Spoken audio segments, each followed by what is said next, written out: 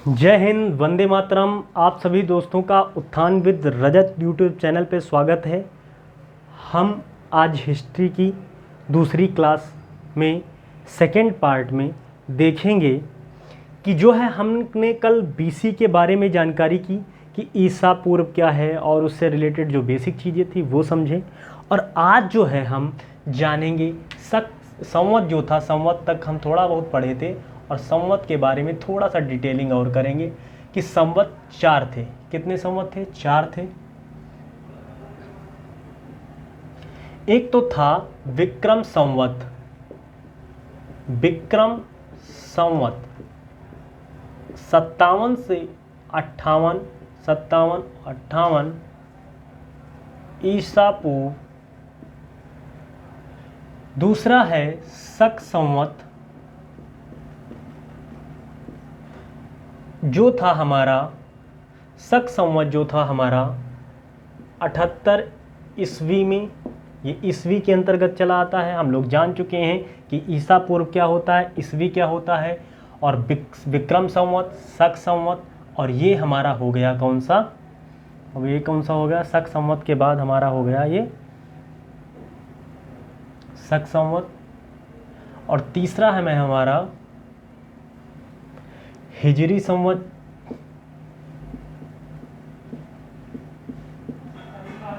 और गुप्त संवत, और ये है 619 से 620, और ये हमारा है 622 ईस्वी।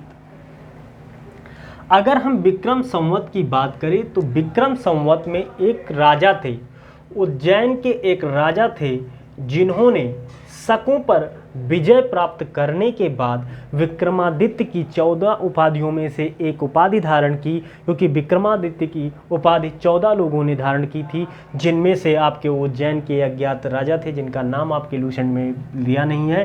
तो उज्जैन के जो राजा थे उन्होंने शकों को हराने के बाद विक्रमादित्य की उपाधि धारण की, और उपाधि धारण करने के बाद उन्होंने क्या किया? विक्रम संवत की स्थापना की। दूसरी अगर बात करें, हम शक संवत की बात करते हैं, सन 78 की बात करते हैं। और सन 78 में अगर हम बात करें तो इसमें इस समय था कुषाण वंश। कुषाण वंश, और कुषाण वंश का सबसे प्रतापी जो राजा था वो कनिष्क था। सबसे प्रतापी राजा था ये क्या था? कनिष्क था। कनिष्क के राज्याभिषेक के समय जब कनिष्क मुकुट पहन रहा था, तब इसने राज्याभिषेक के समय इसने शक संवत की स्थापना की। दूसरी अगर हम बात जानने करें तो शक संवत जो था, इसमें हिंदी का, और एक सबसे अहम बात जो शक संवत है इसी से रिलेटेड है हमारा ग्रेगोरियन, जो आज का कैलेंडर है, ग्रेगोरियन कैलेंडर इसी से संबंधित है। हिंदू कैलेंडर के हिसाब से या शक संवत के हिसाब से हम देखें तो हिंदी का जो पहला महीना होता है वो होता है चैत्र। चैत्र की शुरुआत 22 मार्च से शुरू होता है और फाल्गुन मास से अंत होता है। फाल्गुन मास का अंत वाला दिन 21 मार्च होता है। अगर हम गुप्त संवत की बात करें तो गुप्त संवत 619 से 620 के बीच में रहा, और इसको जो है किसने दिया? चंद्रगुप्त प्रथम ने। चंद्रगुप्त प्रथम ने दिया। अगर हम बात करें हिजरी संवत को तो 622 ईस्वी के करीब मोहम्मद साहब ने दिया। हीरा नामक एक खान थी, या क्या कहते, खान ही कहते ना, हीरा नामक स्थान पे एक खान या जो भी एक बंद जगह थी, वहीं पे इनको ज्ञान की प्राप्ति हुई और उन्होंने ही हिजरी संवत दिया था। ये तो रही संवत की बात, हमने यहाँ पे पढ़ा संवत।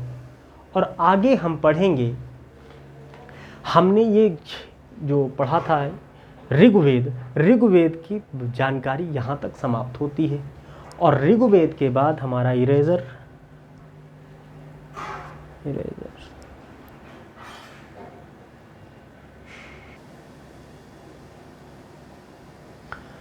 ऋग्वेद तो हमारा हो गया खत्म। अब ऋग्वेद के बाद हम पढ़ेंगे यजुर्वेद।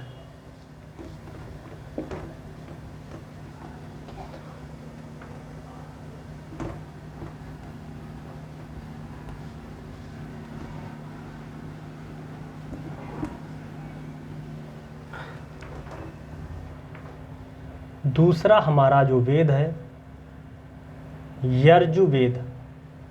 हमने एक चीज पढ़ी थी रायसा, और रायसा में ये आ गया यजुर्वेद, और वाई को हम डी से पढ़ते हैं। इसका जो उपवेद होगा ये धनुर्वेद हो जाएगा। इसका जो उपवेद है धनुर्वेद हो जाएगा। और यजुर्वेद में ही गद्य व पद्य दोनों में रचनाएं उल्लिखित हैं। अगर हम यजुर्वेद को बात करें तो इनके जो पढ़ने वाले थे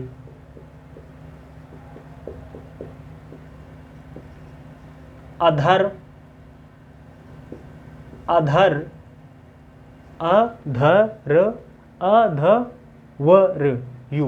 अधर्वयु। पढ़ने में थोड़ा कॉम्प्लिकेटेड लगता है मुझे, मैं प्रोनाउंस नहीं कर पाता हूँ, यकीन यही है, बात यही है। और तीसरा आपका है सामवेद। अब इस पे सही से यूज़ करेंगे ताकि लंबे समय तक मिटाना ना पड़े। सामवेद की बात करें तो साम का मतलब ही होता है संगीत।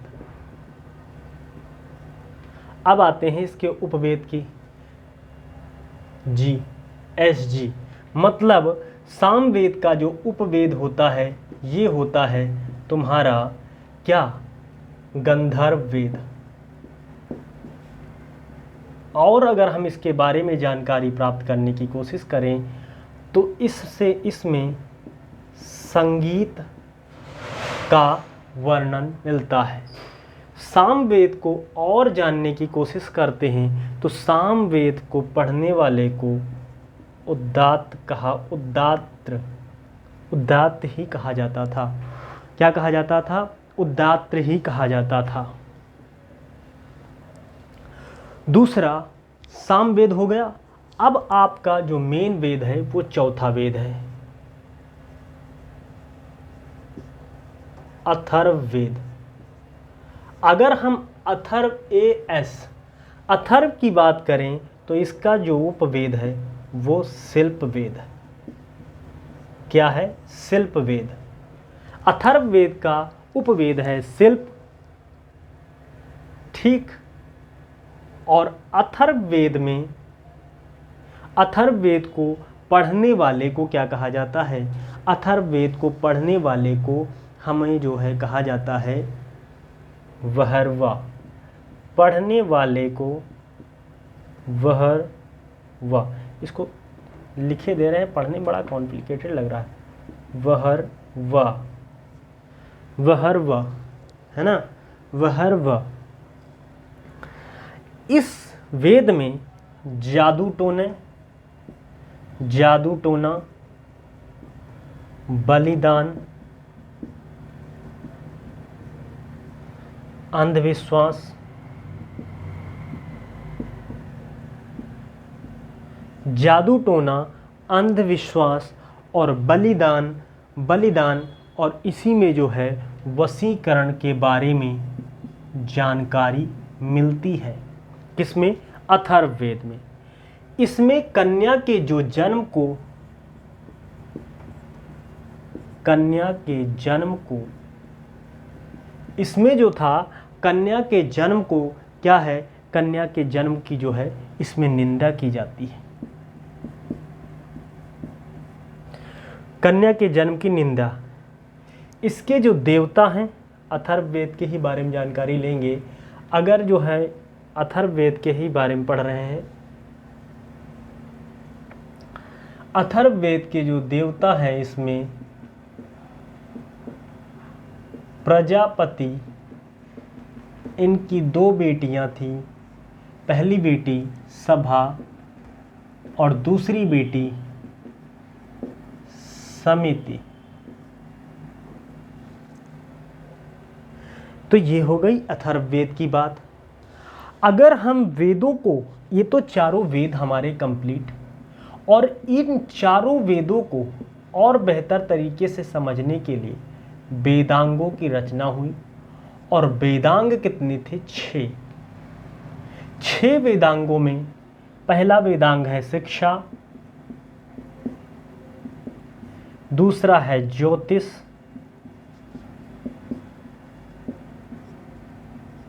तीसरा है कल्प,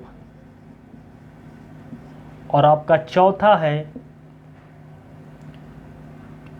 जो है आपका छंद। शिक्षा, ज्योतिष, कल्प, छंद, व्याकरण। व्याकरण क्या है? व्याकरण। शिक्षा, ज्योतिष, कल्प, छंद और निरुक्त। निरुक्त क्या है? ये 6 जो है आपके वेदांग हो गए।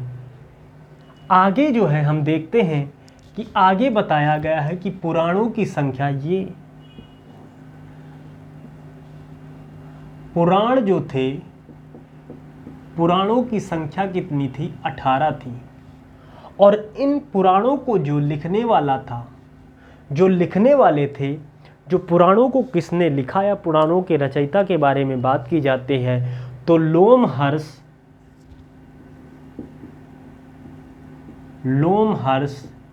या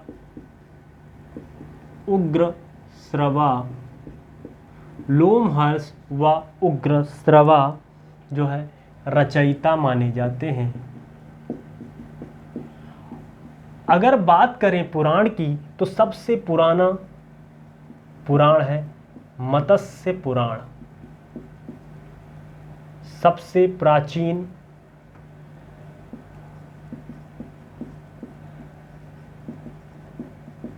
पुराण है मत्स्य पुराण। इसमें जो है इस पुराण में आंध्र सातवाहन वंश की जानकारी प्राप्त होती है। आंध्र सातवाहन वंश की जानकारी प्राप्त होती है। इसके बाद नेक्स्ट इंपॉर्टेंट पुराण है विष्णु पुराण। और विष्णु पुराण में मौर्य वंश की जानकारी प्राप्त होती है। इसके बाद है गुप्त पुराण। गुप्त पुराण में आपको जानकारी मिलती है, गुप्त पुराण में जानकारी मिलती है, वायु पुराण में हम ट्रिक बनाए थे। वायु पुराण में वायु कैसी बहती है? पुराण वायु कैसी बहती है? गुप्त गुप्त बहती है, इसलिए गुप्त वंश, इसलिए गुप्त वंश। और वायु पुराण के बाद होता है गुप्त वंश। तो ये तो हो गया आपका इतने वंशज के बारे में जानकारी प्राप्त हुई। और मत्स्य पुराण में हमने आपको बता ही दिया कि मत्स्य पुराण में मतलब जो है आपके आंध्र सातवाहन वंश की बात की जाती है। तो यहाँ तक तो हो गया पुराण। और अगर हम देखें तो हमने वेद देखा, वेद फिर हो जाएगा ब्राह्मण। एक ब्राह्मण जैसे शतपथ ब्राह्मण है, शतपथ ब्राह्मण है, ब्राह्मण का एक पार्ट है शतपथ ब्राह्मण, जिसमें स्त्री को पति का या पुरुष का अर्धांगिनी कहा गया है। इस शतपथ ब्राह्मण में ब्राह्मण के बाद है आरण्यक, आरण्यक के बाद है उपनिषद, और उपनिषदों की संख्या जो है वो 108 है। और उपनिषद का अर्थ होता है गुरु के समीप बैठकर शिक्षा प्राप्त करना, शिक्षा प्राप्त करना, गुरु के समीप शिक्षा बैठकर शिक्षा प्राप्त करना। अगर हम सबसे छोटा उपनिषद, सबसे छोटे उपनिषद, सबसे छोटा उपनिषद, उपनिषद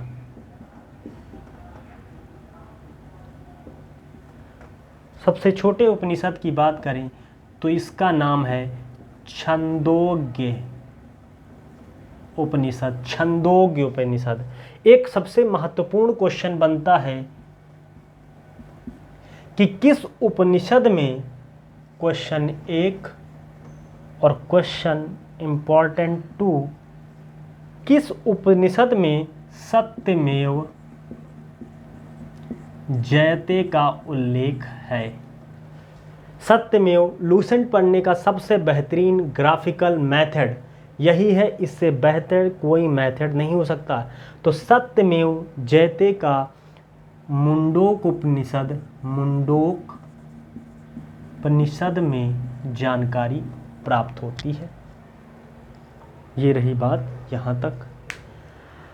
आगे हम बढ़ने की कोशिश करेंगे इरेज करने के बाद।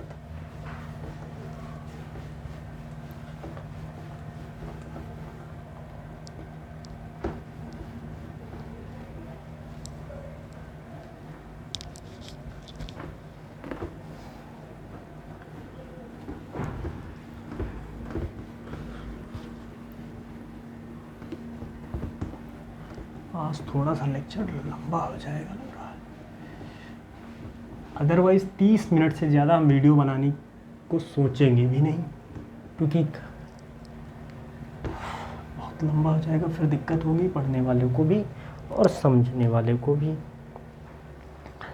अगर हम बात करें अगला जो हमारा पार्ट था कौन सा, हमने इतिहास जानने के स्रोतों में, अगर हमने तो ये पढ़ लिया धर्म ग्रंथ, और धर्म ग्रंथ के बाद दूसरा पार्ट है इतिहास जानने के स्रोतों में, दूसरा पार्ट है ऐतिहासिक ग्रंथ।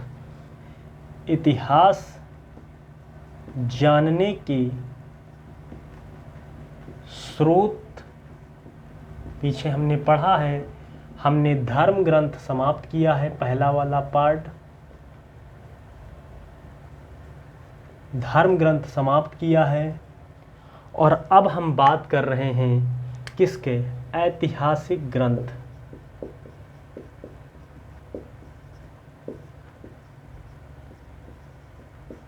दो क्लासेस लगातार लेना बड़ा टफ रहता है, इंग्लिश की बात, हिस्ट्री चलो खैर ले ही लेते, समय भी ज़्यादा नहीं हुआ है।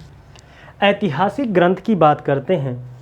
ऐतिहासिक ग्रंथों में सबसे पहले हम बात करेंगे, अगर हम सबसे पहले बात करें स्मृति, बात किसकी करेंगे, स्मृति की।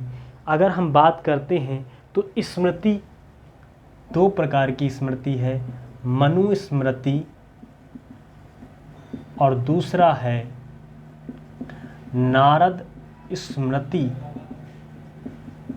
मनुस्मृति सबसे प्राचीन स्मृति है, सबसे प्राचीन स्मृति है। मनुस्मृति में किसको बताया गया है, किस वंश के बारे में जानकारी दी गई है, शुंग वंश के बारे में जानकारी दी गई है, और नारद स्मृति में आपका गुप्त वंश के बारे में। तो मनुस्मृति में शुंग और नारद को हम ट्रिक से याद कर लेंगे कि नारद जो थे, नारद जी गुप्त जगह से चुपचाप बातें सुन के कहीं और लगा देते थे, तो इसलिए गुप्त को याद करेंगे, गुप्त वंश। अगर हम बात करें ऐतिहासिक ग्रंथ में तो हमने पढ़ा है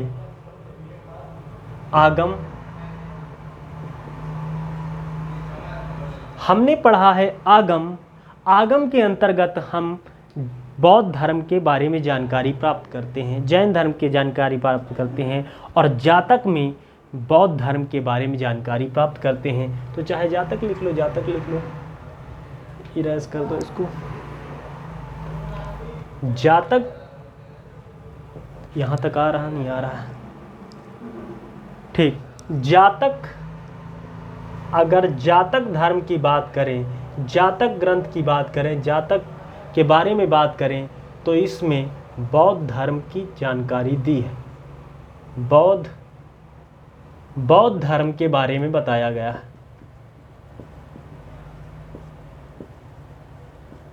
बौद्ध धर्म, इसको इरेज कर दे रहे हैं, गुप्त वंश यहाँ लिख दे रहे हैं, गुप्त डायनेस्टी। बौद्ध धर्म के बारे में अगर हम बात करें तो बौद्ध धर्म डिवाइड था, किस में डिवाइड हो गया आगे चल के, महायान और हीनयान।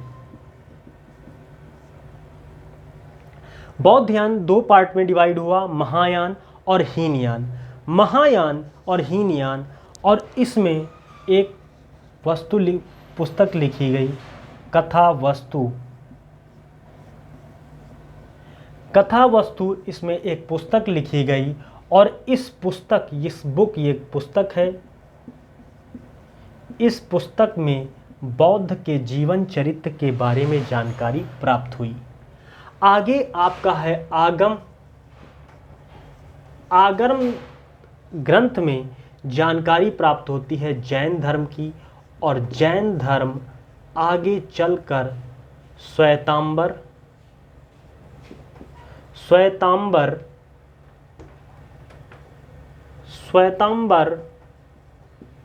और दिगंबर में विभाजित हो गया। श्वेतांबर और दिगंबर में विभाजित हो गया। उसके बाद ये जो आगम है,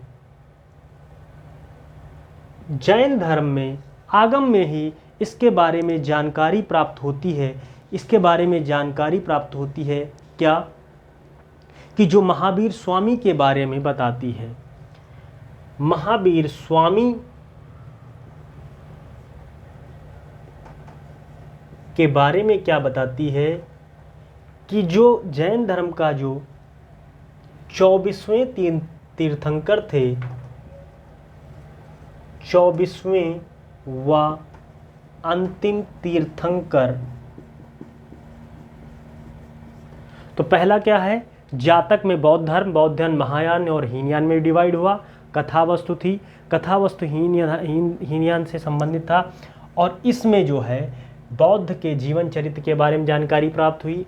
आगम में जैन धर्म के बारे में जानकारी प्राप्त हुई, और इसमें श्वेतांबर और दिगंबर। जैन धर्म के आगम बुक में महावीर के जो आपका महावीर था, महावीर स्वामी जो है 24वें तीर्थंकर, 24वें या अंतिम तीर्थंकर हैं। इसके बारे में जानकारी प्राप्त होती है। अगली हम बुक की बात करते हैं। अगली हम बुक की बात करें, ये तो नंबर 1 नंबरिंग कर देते हैं, नंबर 2 तीसरा है राजत रंगिणी। इसमें कश्मीर के बारे में उल्लेख है। कश्मीर के बारे में कल्हड़ ने बताया है, कल्हड़ जी ने बताया है। अगली हम बुक की अगर बात करें, बुक की बात करें तो चाणक्य की बुक है। चाणक्य की कौन सी बुक है बताओ भाई? राजत रंगिणी। और चाणक्य की बुक जो है हमारे राजनीति पे बेस्ड थी। चाणक्य की बुक थी जो द प्रिंस मैकियावेली के पुस्तक से संबंधित है, या प्रिंस मैकियावेली पुस्तक के साथ उसकी तुलना की गई थी, जिसका नाम था अर्थशास्त्र। अर्थशास्त्र को चाणक्य ने लिखा, वीडियो चल रहा है, देख लें। अर्थशास्त्र को किसने लिखा? चाणक्य ने लिखा। और चाणक्य को कौटिल्य या और विष्णुगुप्त, ये दो अदर नेम के नाम से भी जाना गया। चाणक्य को इन दो और नामों से भी जाना गया। चाणक्य जो थे, ये चाणक्य जो पुस्तक थी, ये राजनीति से संबंधित थी। राजनीति से संबंधित पुस्तक थी। दूसरी बात है, जो अर्थशास्त्र है, अर्थशास्त्र जो है, इस अर्थशास्त्र की पुस्तक द मैकियावेली की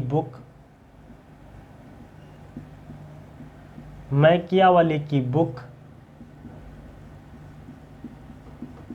द प्रिंस से तुलना की गई। किससे? द मैकियावेली की, मार्कर नहीं चल रहा है, द प्रिंस से तुलना की गई। द प्रिंस से तुलना की गई। अब ये जो चाणक्य थे, ये चंद्रगुप्त मौर्य के दरबार में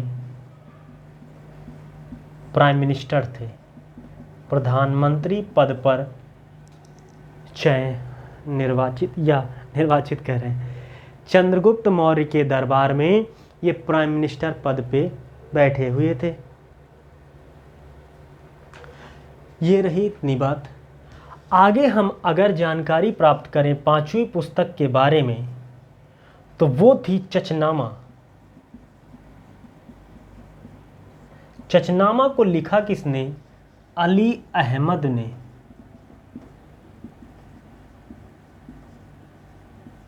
और ये जब मार्कर में इंक भर रहे हैं, वो बताते भी रहेंगे। जो अरबी लेखक थे, क्या इसको सही है? ठीक।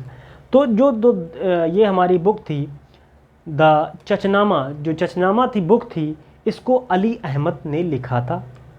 और अली अहमद ने ये लिखा किस बेस पे था? ये जो भारत में अरबों के आक्रमण हुए थे, उसमें भारत पे जो सिंध की जो विजय प्राप्त की थी अरबों ने, उसके बाद देखो मार्कर का वो लगाया नहीं और लिखने जा रहे हैं। तो इस पे जो है अली अहमद ने अरबों के सिंध पर विजय प्राप्ति के बारे में वर्णन किया है। अगली बुक है हमारी अष्टाध्यायी। अष्टाध्यायी जो है, अष्टाध्यायी पाणिनि ने संस्कृत की फर्स्ट बुक, पाणिनि ने संस्कृत की पहली बुक अष्टाध्यायी लिखी। और इस अष्टाध्यायी में मौर्य काल से पहले की जानकारी दी गई, जानकारी भी प्राप्त हुई है। अगली बुक है आपकी गार्गी और फिर महाभाष्य। तो इरेज तो करना पड़ेगा। और फिर यहीं पे हम सेशन को समाप्ति की ओर अग्रसर करेंगे। ठीक। अगली बुक है गार्गी संहिता। गार्गी संहिता को लिखा किसने है? कात्यायन ने। ये रिलेटेड किससे है? ज्योतिष से। और गार्गी शास्त्र, जो गार्गी संहिता है, यवनों के भारत पर यवनों की आक्रमण से रिलेटेड पुस्तक है। जिसमें इसका वर्णन किया गया है। नेक्स्ट बुक है महाभाष्य। इसको महर्षि पतंजलि ने लिखा है। महर्षि पतंजलि ने लिखा है और इसमें किस वंश के बारे में जानकारी मिलती है? इसमें शुंग वंश के बारे में जानकारी मिलती है। शुंग वंश के बारे में जानकारी मिलती है और इसका जो संस्थापक था वो कौन था? कनिष्क। जो संस्थापक था कनिष्क या सॉरी देखो ध्यान से उतर गया, कनिष्क कह रहे हैं। पुष्यमित्र शुंग था। ठीक, तो ये रही बात यहाँ तक की। और आगे हम कल पढ़ेंगे विदेशियों से मिलने वाली जानकारी, जिसमें हम चीनी लेखक और विदेशी लेखक और बहुत सारे लेखकों के बारे में जानकारी प्राप्त करेंगे। थैंक यू, धन्यवाद आप सभी को सेशन देखने के लिए।